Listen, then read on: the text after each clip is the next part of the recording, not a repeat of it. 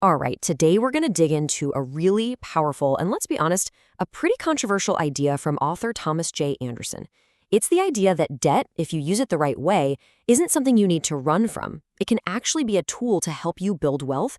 So let's see how that could possibly work. Now, when you hear a quote like that, you might think you know where this is going, right? Probably another lecture about cutting up your credit cards.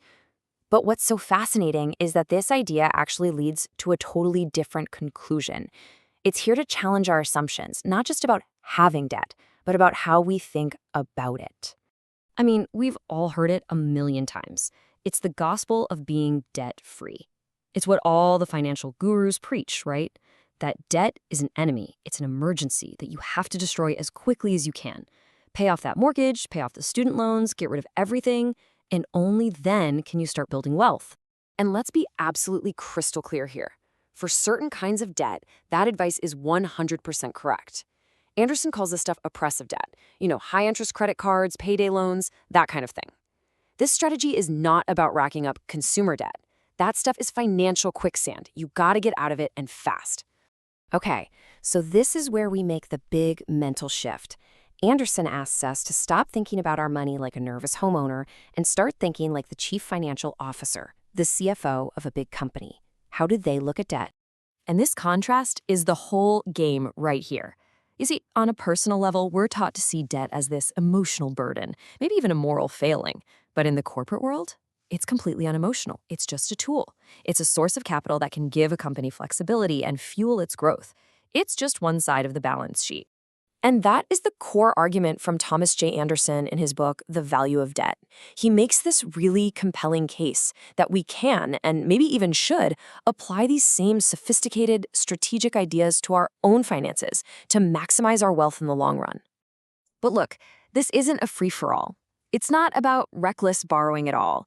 It's about using a very specific and disciplined framework. It's not just about having debt. It's about having the right kind of debt in the right amount, and all as part of a bigger plan. And that framework starts with seeing debt in 3 totally different categories. So Anderson breaks it all down into 3 buckets. First, oppressive debt. We've talked about that. Credit cards, high-interest loans. Get rid of it. Second is working debt. Think of your mortgage or a student loan. It's tied to a real purpose. But this third category, this is the real game changer. Enriching debt. This is low-interest debt you choose to have, even if you've got the cash to pay it off, because you're confident you can earn a better return by investing that money instead. So, how do you know how much enriching debt is smart to have? Well, the key metric to watch is something called the optimal debt ratio.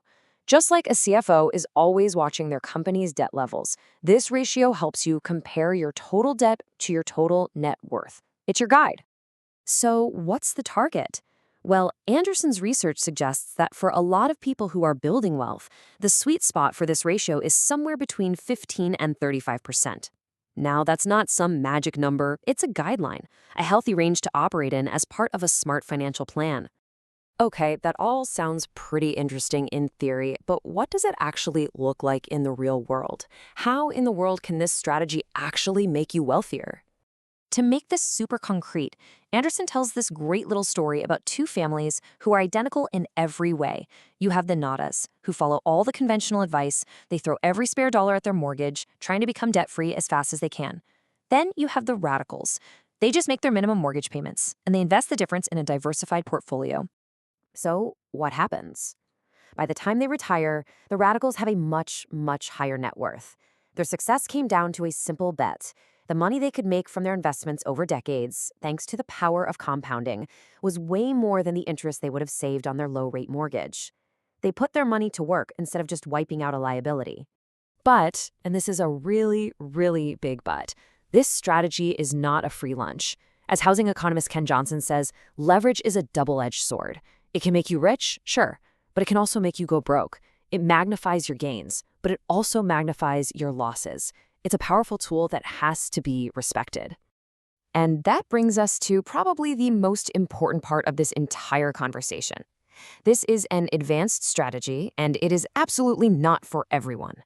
You have to be brutally honest with yourself before you even think about trying it.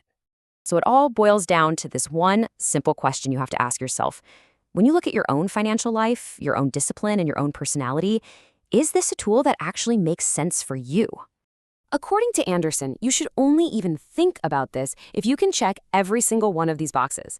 Can you handle debt psychologically without it keeping you up at night? Is your income really stable and strong? Are you totally free of that high-interest oppressive debt? Do you have a real, comprehensive financial plan, maybe one you built with a professional? And maybe the biggest one of all, do you truly have the discipline to invest that extra money, not just spend it?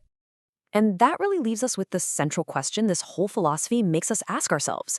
We're all taught to see debt as a liability, something that's just weighing us down.